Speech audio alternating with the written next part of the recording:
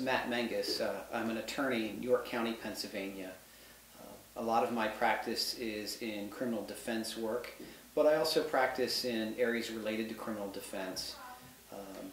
As you know, one of the things that I've done is to volunteer with Heroin Project as far as the legal side of things and helping you to get that set up.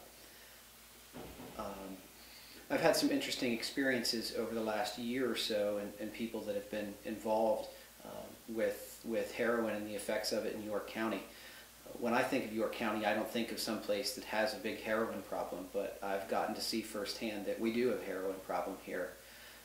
One of the first ways I was exposed to it was actually in assisting a woman, an office manager of a larger and well-known employer here in York County who was working on a Saturday morning to get caught up on her work and found an overdose victim in the basement of their building.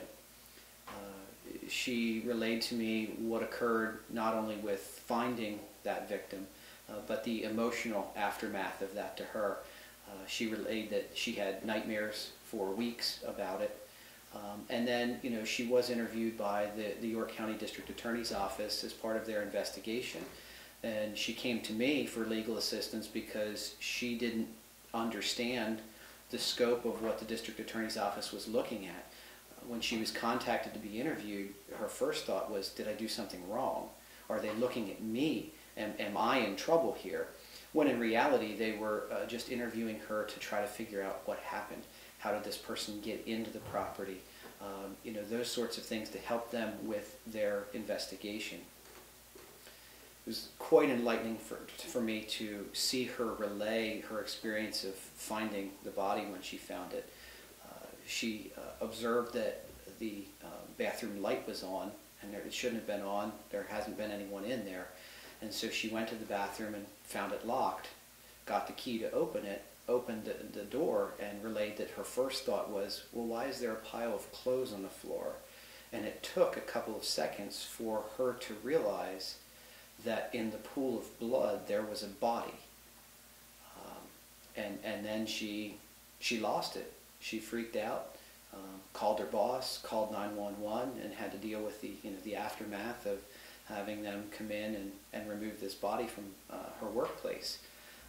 I mean, you can imagine, not just for her, but for her coworkers, everyone that had to come to work Monday morning, how traumatizing that must have been to know that somebody had been in their office doing drugs and ended up overdosing and dying there. So the body was there all weekend? Nearest they can figure, the individual entered the office sometime in the late hours Friday after the office closed, or in the early hours Saturday. They were having some work done to the building, so there were people in and out. She found the body around lunchtime on Saturday. Yeah. So more recently I had an experience with a couple that lived in a more rural area of York County. Their daughter had been stopped in a traffic stop, and in the course of the traffic stop they found some heroin in her car, and while she wasn't addicted to heroin, she was dealing it. She was a boomerang child, had come back home to live with mom and dad, and had no source of income, and got hooked into dealing heroin. Now, as a result of this traffic stop, you know, of course they seized the heroin. They seized about $9,000 in cash that she had kept in mom and dad's house. They seized mom and dad's car that she had been using when she was stopped. And the concern for mom and dad was that they were going to seize their house because it was the base of operation for her dealing in heroin. We don't know yet whether that's going to happen or not, but it's a source of serious concern for these folks. And of course, they had no idea that this was going on under their roof. You know, they knew their daughter was in and out, but she was in her mid-20s. Nothing unusual there. They knew that she was borrowing the car, but again, she didn't have a car, so nothing unusual there. They were shocked to find out that their daughter was actually dealing heroin. And if the parents own the property, well, let's say it was just a friend there, or it's a daughter, are they legally responsible then as to the activities if they don't know what's going on? It's not entirely clear under the law right now. What the law says is if she had permission to be using the property, then it's subject to forfeiture and mom and dad could lose the property.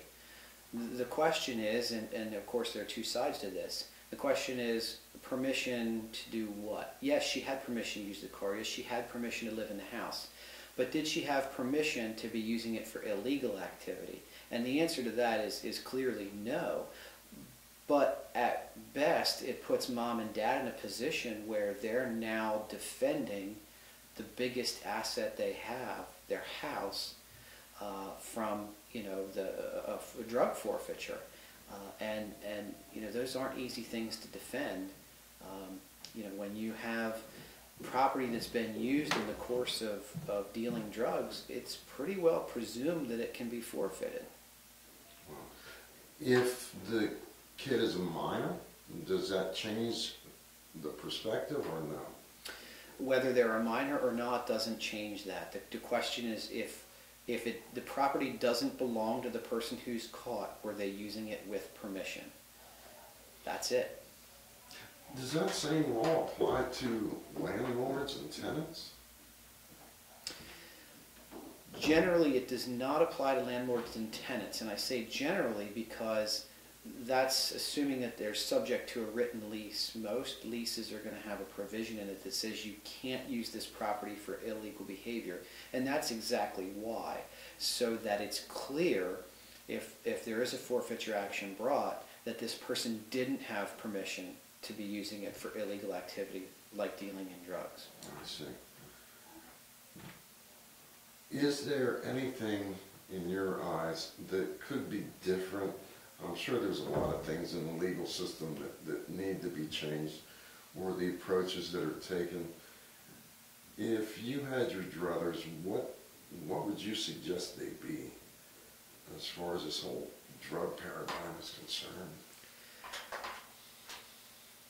One of the things that we need to change is we have drug court available for people who are addicts, but the resources for drug court are very limited. We have other treatment courts in York County, mental health treatment court, a veterans treatment court, but the resources are very, very limited and they're not adequately matched to the problem that we have in York County. Sure, we have people who come here from outside the area and people from inside the area who are dealing in drugs, and they should be harshly dealt with. But we have people here who are addicts, and they need to be dealt with as addicts. Throwing them in jail doesn't help the problem. Even allowing them to participate in an accelerated rehabilitative disposition program doesn't help the problem. They need help dealing with their addiction, and until they get that help, they're not out of the woods, and we've not solved the problem for that person. So in other words, if somebody needs that kind of help, even if they're in the legal system, they're still not going to get it.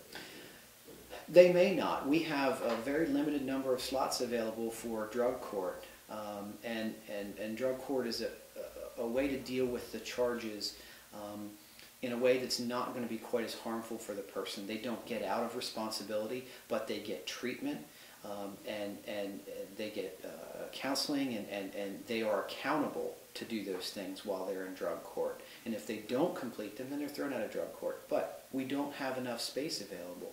I constantly am getting the emails from the court system saying treatment court's full, or then a couple months later we have a few vacancies in treatment court.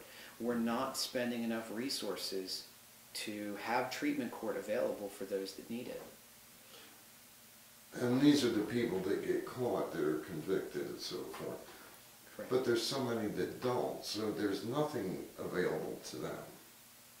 If they don't have health insurance, I'm asking this as a question, if they're not convicted, if they're not charged with anything, but they do want treatment, they do want to get into rehab, what's available locally for them? Without health insurance, there's not much that is available. It's health insurance or private pay. There are good addiction resources here in central Pennsylvania. But generally, if you don't have a means of paying for that, there's not anything that's available. There's, unlike emergency medical treatment that people may require, if they don't have the means to get it, we the taxpayers pay for it.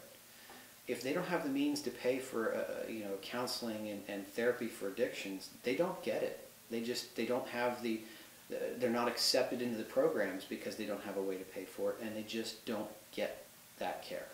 Wouldn't it be safe to presume that most of the addicts out there, and being in that age group, aren't going to have insurance, and they're not going to have the access to that type of treatment? And the criminal activities, we're going to pay for far more than we would for treatment. Sure. The average cost, York County Prison costs about $40,000 per year per inmate. So if you get somebody that gets a relatively mild sentence of, say, 6 to 12 months in prison for what they've done, that's $20,000 to $40,000. And that's where our resources are going, to the county prison. If we could take those resources and make them available for treatment, then we're spending the same amount of money and getting a better result for it. And that is someone who doesn't have the stigma of having been in prison and having a criminal conviction, and getting them the help they need to curtail their addiction. If these people could get help, where would that begin? How would it begin? Was it a legislative procedure? Is it a local procedure? Who makes that decision?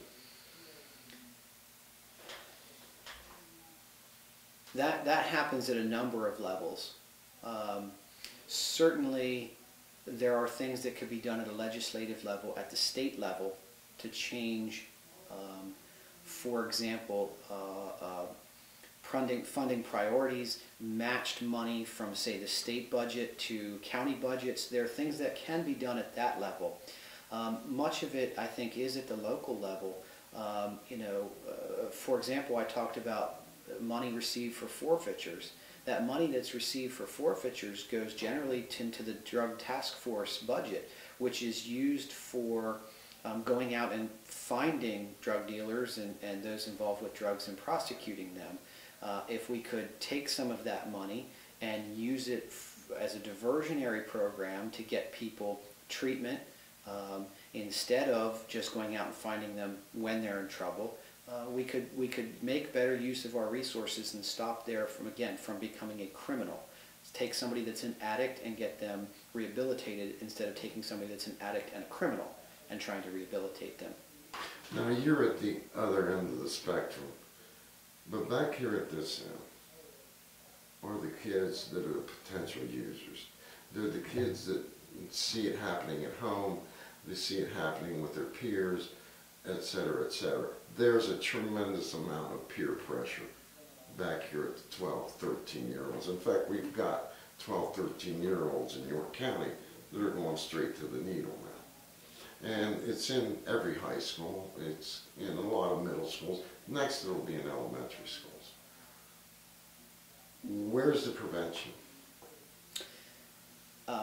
My wife is a teacher in a middle school here in York County. I don't see the prevention going on there. I see problems. I see kids who are headed down that road. I see kids whose parents are in prison, whose parents are addicted to drugs, and it's not going to be long before these kids turn to drugs because they come to school to get a meal. That's really what they come to school for. They don't care about learning. They're there to get a meal because otherwise they won't eat. And those are the kids that are going to be at risk for them being out on the street and getting sucked into delivering, to dealing, to doing what it takes to fill their stomach, to be able to get by day to day. And at some point, they're going to give up. At some point, it's not just going to be about getting something to eat, and they're going to look for an escape, and that's when they're going to turn to things like heroin. And as we know from the statistics, they turn to it, chances are they're going to end up dead from it. If And I'm assuming that your wife is not in a urban school district. No, she's in one of the more rural school districts in York County. Mm-hmm. So it has no discriminatory effect. No, this is not a city problem. This isn't a city school district problem. This isn't a city street downtown problem. This is a York County problem. This is going on, out in the suburbs where I live. In fact, it's going on in the neighborhood where I live. It's not something that is limited geographically. It's not something that's limited to certain financial classes, if you will. It's happening everywhere. It's hard to believe that in this day and age in this country, talent is the best country in the world. And kids are starving. They have to come to school to get food. If they have to come to school to get food, where in that paradigm exists any hope of them getting counseling, guidance, or prevention away? I mean, you could teach drug education in school, but to that kid that's starving, what avail will that be? Well, that's exactly it. To say, to have somebody come in and speak, even somebody who has recovered, to come in and speak about, having been there and having done that, and here's how I got through it. That's great, and we can give that perception of hope to the kids and to the students. But when they leave there and their stomach is empty and they're hungry, that doesn't help to solve the problem. We have got underlying socioeconomic problems, yes, even here in York County, that are leading to these problems and are getting kids involved. And we have bedroom communities where parents don't get home from work till 7, 8 o'clock at night, and between 3 and 7 or 8 the kids are on their own. We've got deeper underlying issues that are causing the problem. So we can put a Band-Aid on it, but we're losing blood at such a pace that the Band-Aid's not going to do any good. So we're going to continue to see 200-400% increases in fatal overdoses. We're going to continue to see a greater proliferation of addiction to heroin. If we can't address some of the underlying problems, we're going to continue to see these problems. And if I may, our focus today is on heroin, but it's not just heroin. It's other drugs. If we can get people off of heroin, it's going to be something else. We've got to deal with the underlying problems that are leading kids to drug addiction, period. And I know that that's not always popular to say. It's not popular to say that it's because mom and dad aren't around to supervise them. It's because they're looking for they're looking for love, they're looking at affection, and they're not getting it at home, or maybe they're getting the wrong kind of attention at home. There are so many things that lead to the use of heroin, but we've got to start to look at those underlying problems and deal with them in a substantial way, not deal with them in a way that just addresses the topical issue. We can't just put ointment on a cancer. We've got to get in and we've got to dig the cancer out. What I found in my career, interviewing the girls on the streets, wherever they might be, as an addict, I have yet to meet one that wasn't sexually molested or raped repeatedly growing up or at some point in their life. And when you're dealing with that kind of pain, you need something a lot stronger than aspirin. And you're so right. This is the message I keep trying to put out there, that it does take the kind of graphic images that we produce and the realities of the life of what these kids are living. Until we address that, nothing is going to change. This is only going to increase. Would you agree? Absolutely.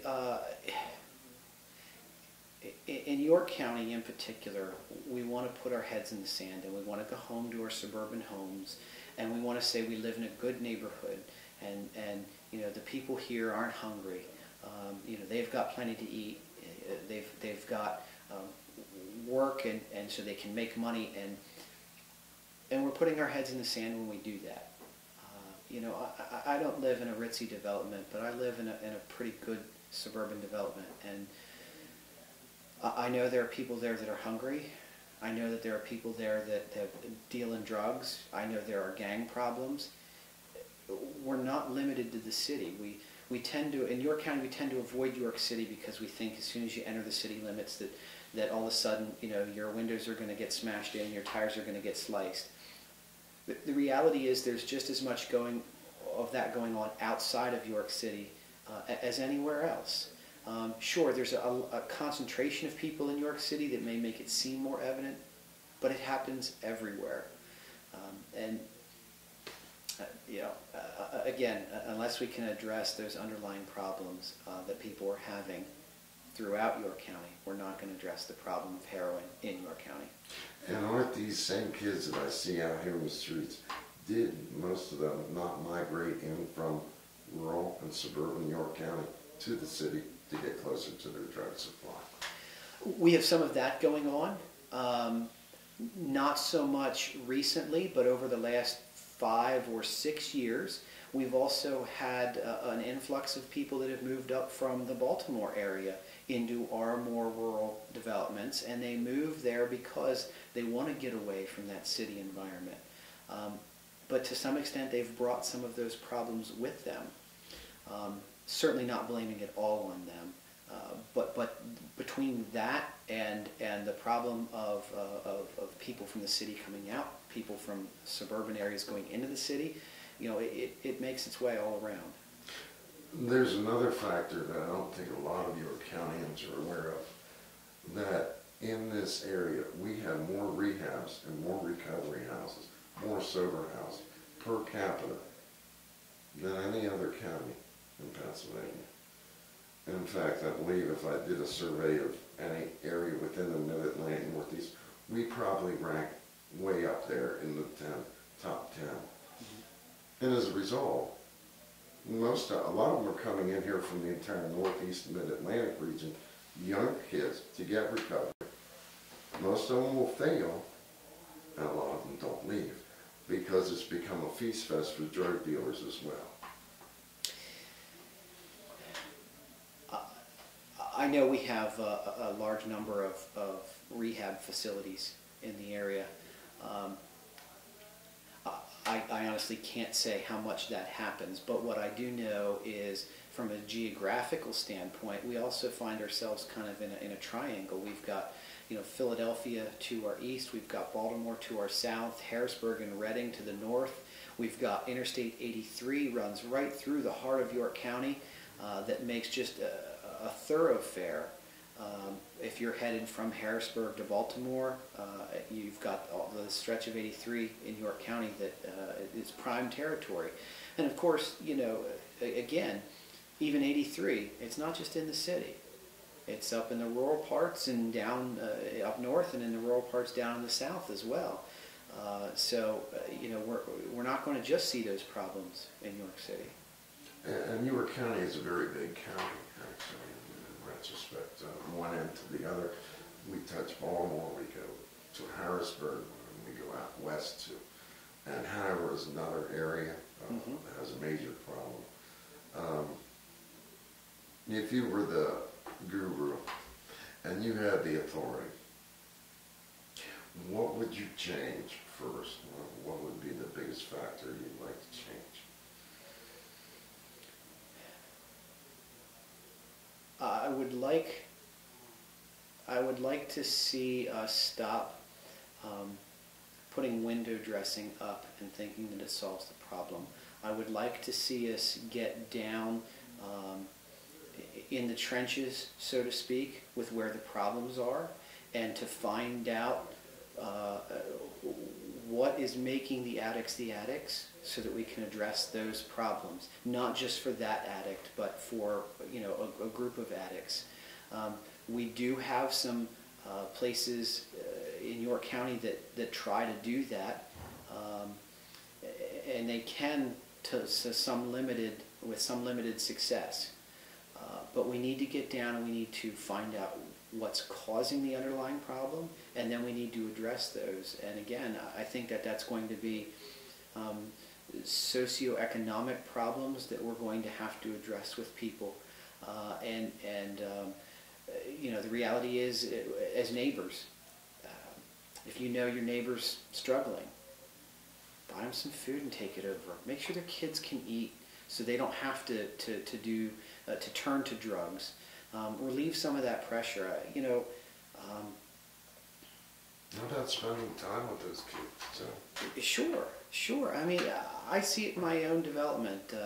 We moved 4 years ago, and my wife really wanted to move into a development where there'd be other kids around the age of our kids. And, you know, the reality is we're out playing, but most of my neighbors have fenced-in yards and they're within their fences. I couldn't tell you the names of the kids that live in the houses that back mine and right around there, because I don't see them. I don't know. I'll hear them out playing, but they have a 6-foot fence up, and I don't see them, and I don't see them around the area. You know, I don't see them out walking. You know, I don't see them acting like a community, like a neighborhood would act. And we need to get back to that. We need to get outside of our comfort zones of just our little area and interact with the people around us, and remember that we are a community, and you know, we are all in this together, and you know, we will get out of our community what we put into it. And again, I mean, as you see, you can't know what somebody's needs are till you've gotten to know them and see what their problems and their struggles are. And when you see those, don't be afraid to step up and help. You know, it doesn't have to be a big showy effort. You know, say, grab the kids, say, hey, we're going out for some ice cream. You want to come along? You know, simple things that you can do to just engage the kids around you. And if you see a family that's struggling, find out if there are ways you can help. In York County, especially for native York Countyans, we're not fond of asking for help, but we're generally not going to turn it down when it's offered.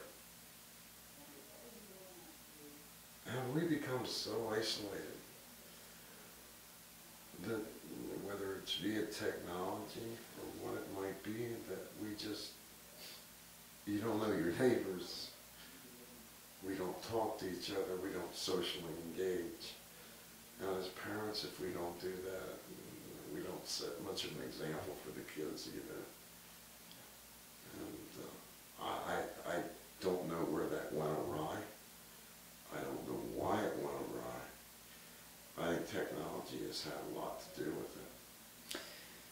Been a number of people that kind of poke fun at the idea of, you know, having friends that you've never actually seen in real life. And it is, you know, we can chuckle about that and we can laugh about that, but certainly there's a part of that. You know, when you're engaging with people in social media, Facebook, Twitter, whatever, you see what they want you to see. You see the pictures that they post online, you get the narrative that they post, and they can make that what they want that to be.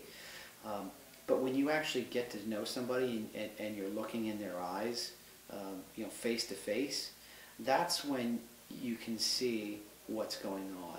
There are very few people who can look somebody in the eyes and not be able to tell if there's a problem.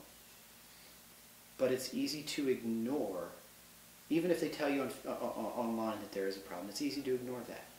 You know, it's easy to just say, "Oh, I hope things get better." Well, don't just hope things get better. Help things get better. Very good point.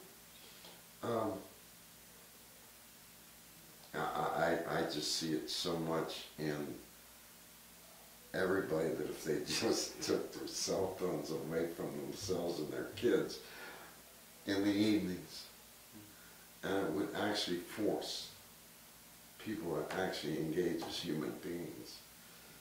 But when they feel, as you say, they're illusional friends, they're not real friends. And these kids can get real nasty behind the text. Well, people can too. Mm-hmm. Behind the keyboard or behind the text message. Things that they wouldn't say or do in front of a person. its keyboard courage, so to speak.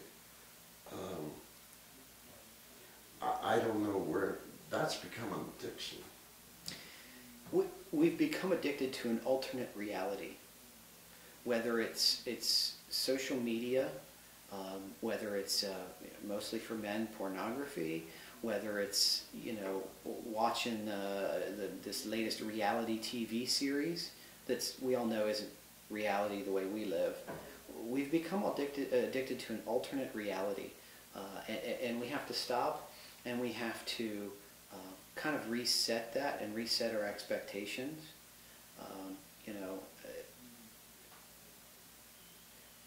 I would agree with you. Turn off the television, down the electronics, and just walk outside and sit on your front porch and say hi to the people that walk by.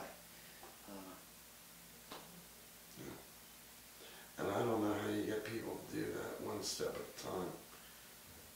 I don't, because these kids that I see, a lot of them addicted are just as addicted to that cell phone as they are to their drugs. Wow. I see 12, 13-year-olds, 6-year-olds, 8-year-olds with cell phones. What are their parents thinking? There are times I wish that we'd have a nationwide internet outage for a couple of days. You might have a lot of nervous breakdowns. Yeah, you might. But I think it would also be good for a lot of people just to have nothing else to do with their time, but to actually spend time with their family, actually spend time with their friends. Pick up the phone and call somebody instead of an email. But if we got that solar blast that just shut it all down, might be the best thing that happened to us. You don't know. It definitely could be. It could be. How do you solve the problem? I was working my way through law school and I'd get overwhelmed. My phrase was, how do you eat an elephant one bite at a time? How do you solve the problem? One person at a time. Go out and pick a neighbor that you don't know and haven't seen, and just invite them over for dinner. Maybe they'll say no, but maybe they'll say yes. Maybe they'll come over and you can get to know their kids, and get to know them and what they do and what they enjoy, spending their free time doing, and make one connection, just one connection at a time. Make that connection, and maybe you get some insight into the problems their family's having, and probably find you have similar types of problems, and you can start to share ideas as to how you deal with it.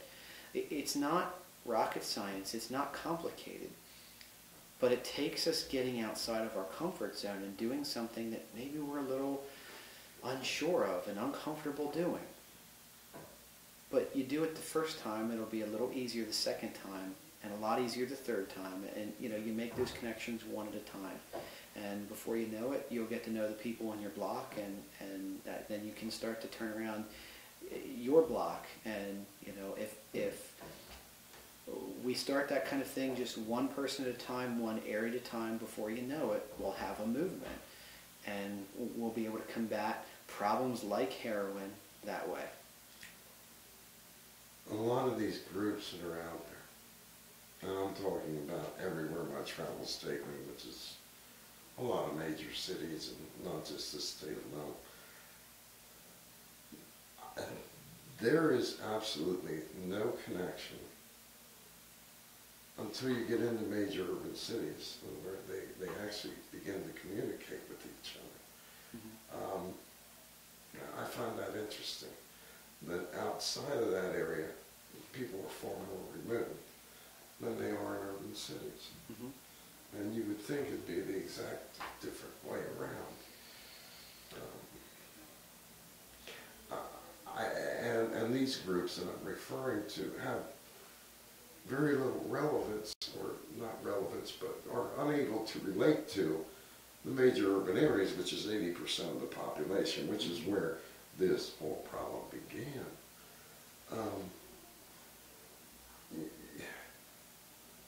So we're going to legislate, incarcerate, and educate our way out of this.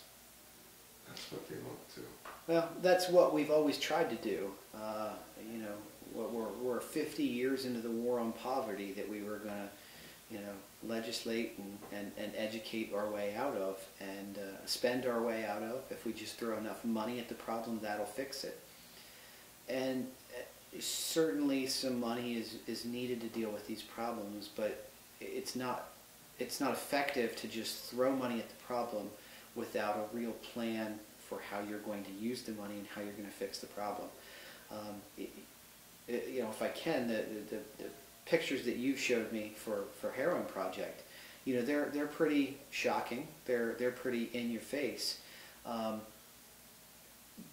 But a lot of times we need that because we ignore a problem until it's put there right in our face. And you know, frankly, sometimes even when we see pictures like that, we say, well, that doesn't happen here. That's not going on in York County. That's what happens in Philadelphia, Reading, Harrisburg, Baltimore. But I know it happens here because I've talked to the people who are dealing with those problems. Again, go back to the woman that found the dead body. She knows those problems are real. She's seen it firsthand, and her life's never going to be the same because of what she saw. She knows it's here in York County. She didn't believe it, even, you know, as we were talking through the problem, but she has to believe it now because she saw it. She interacted with it. And that's step one. When we get everybody's attention and we know that there's a problem, okay, that's step one. And now step two is, how can they help to fix that problem? And, you know, again, that's where I think it goes back to getting involved with people. For some of the addicts that are out there, you may not be able to help them. But we have to start somewhere, and if we can start with the 10-year-old kids that are out there and preventing them from ever getting involved, then at some point the problem is going to stop. If you were district attorney, what would you do to change that? Well, you know, the issue becomes, for the Office of District Attorney, their primary focus becomes enforcing the law and dealing harshly with the dealers and the people that are involved with the problem. And that certainly is an aspect of it. People need to know that if they're out there and they're providing heroin to the teenagers and to the young adults, that they're going to be dealt with harshly for that. But that can't be the only focus of that office. You know, the reality is today that we need people that can go out and speak about what they've seen. Speak not just about what they've seen from heroin overdoses and the conditions that they see addicts in, but people that aren't afraid to go out and again address those underlying issues. And this is what caused this problem. And you know, the Office of the District Attorney is going to work with this organization and that organization. Call it the Salvation Army, the York Rescue Mission, wherever it is that we can partner with, and partner with those types of organizations to deal with underlying problems. Again, I know it's not always popular, but we need to have an outreach into churches so that people of faith understand that these problems are going on, and they're not just going on outside of the church. Sometimes people in that faith community are the worst at burying their heads and acting like it's not happening. But some extended family in Florida of somebody from my church, they thought that their son had kicked the addiction. He'd been clean for several months, and between Christmas and New Year's, he overdosed and died. It happens. It happens in every walk of life, and we need to be willing to partner with anyone and everyone that's willing to partner with us to fix the problem. How can we continue as a nation with this secular divide that anything you do to align yourself with any secular church, religion, and so forth offends somebody else? Whereas I feel that, the churches there's a lot of them right here in the city. There's a lot more they could be doing, giving the support, as you say. But oftentimes that's not the politically popular thing to do. The scope of the issues that we're dealing with is big enough and serious enough that we've got to be able to put minor and even some pretty major differences aside to be able to address the things that we can agree on. I'm a man of faith, but you know what? If there is a homosexual group out there that wants to come in and partner in education on heroin and the effects of it, that's great. Let's partner together on that. We don't have to be on the same page on other things. If we can agree that there's a problem and it needs to be addressed, good, let's partner with that. Certainly I think there's been a moral decline in our society that has led to a lot of the problems that we're dealing with. And I wouldn't even call it religious. It's a moral problem. You don't have to go to church every week to understand that there are certain things that are wrong. You touched on, girls that are abused by primarily their father, stepfather, somebody in their family. Look, you don't have to go to church every Sunday to know that that's wrong. So let's partner on dealing with those problems, preventing that from happening, providing a means for girls to get away from those homes. So often I see girls that have been abused by, most of the time it's stepdad or mom's boyfriend, and mom knows that there's probably something going on that there shouldn't be going on. But she depends on him to pay for the roof over their head and to bring groceries into the house. And she's not willing to put that security at stake to deal with the problem. That's a problem. We need to have places that girls that are being abused can go. If mom's not willing to pull them out of the house for their own safety, security, whatever, we need to have places for those girls to go. We need to have places for the women with children to go so that they can get away from that man that's abusive, whether it be to them or their children. There's no simple answer, but again, a lot of the things that we're talking about are things that yes, the church groups and the religious groups would be out on the forefront of saying this is wrong. But it's also issues that everyone can agree this is wrong. We just need to get involved in those issues. How do you stimulate society? I found this is about the best way, but how do you really give them the incentive, motivate, create? Because today, activism is no more than fingers across a keyboard. Mm-hmm. Mm-hmm. Well, the reality is, anymore, people aren't concerned about things that don't directly affect them. So, how do you get people involved? How do you get them to care? You've got to show them how it affects them.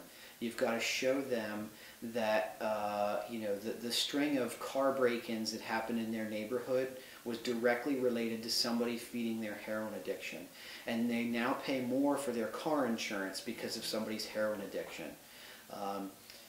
You've got to show them that while they may not find the addict in their basement, that it's affecting their daily life. And until you do that for people, I think unfortunately they're just not going to care. Now, are we going to have a breakdown before we have a breakthrough? Maybe. I hope not.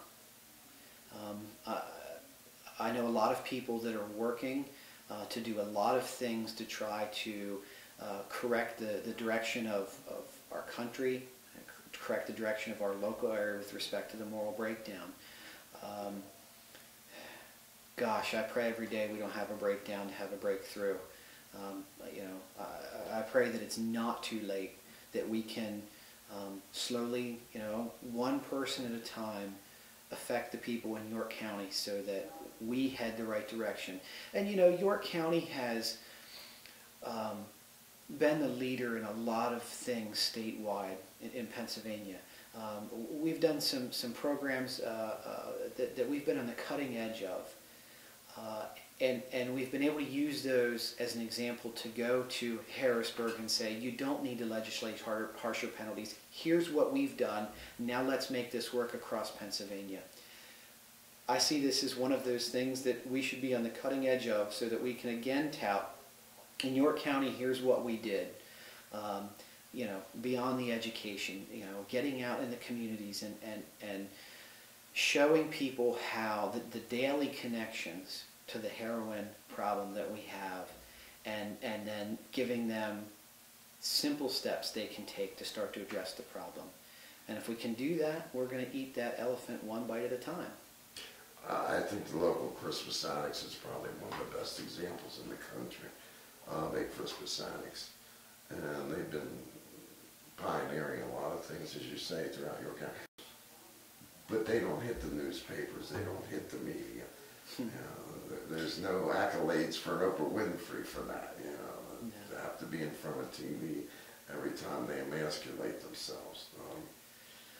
Silent people. Look, part of the problem we have today is the type of news that we get. And we get the type of news that we want. We get the type of news that people pay attention to. And that's generally bad news. The reality is that's what gets ratings. Even news organizations have to stay in business. They stay in business by getting ratings and selling advertising. So they do what gets ratings. Unfortunately, good news being out there and plugging for what's making a difference doesn't get ratings. That's why USA Today is, That's why there's a lot of news media that's headed under. But the news we get is no different than the elected officials that we get. We control what we get. We vote not just in our elections, but we vote with what we put on our televisions. We vote with the websites we visit. We vote with the radio we listen to. We vote with all of those, with our purse in all of those areas. So if we don't like the news that we're getting, stop listening to it. Find another way to get your news. And if enough people can do that, we'll start to get the good news. We'll start to hear about the Christmas Attic and what they're doing in York City. My wife and I made what for most I think would be a difficult decision, but what was an easy decision for us. And we decided we were going to send our kids to private school, but not to any private school. We sent them to a private school downtown here, whereas white kids, they're the minority. And it has been just incredible to see how that's affected the way my kids grow up. My son was in first grade and describing one of his classmates to my daughter, and he said, the kid with brown skin, he didn't know what to call him. Mm-hmm. Because we don't use labels and we don't use names. He's just one of his classmates. And that's great. And in the course of doing that, they've dealt with classmates who have had close family members die. They've dealt with classmates whose parents have gone to prison. They dealt with classmates who've lost their home because their landlord threw them out. And these are ways that I'm teaching my children to help those around them, not just to be their friend, which is an important part of it, to know that, look, I'm going to be your friend no matter what happens. But to do other things, we've helped support some of those families along the way when there have been problems. Because what I'm saying here, making this difference one person at a time, is not something that I'm not willing to do myself. Will it impact all of York County? No, but it's going to impact York County one person, one family at a time, and that's all I can do. Is there anything you'd like to add? No. I think that's pretty much covered. That's a good interview. Well, thanks. Very good. I appreciate it. Really just speaking my mind. Wow.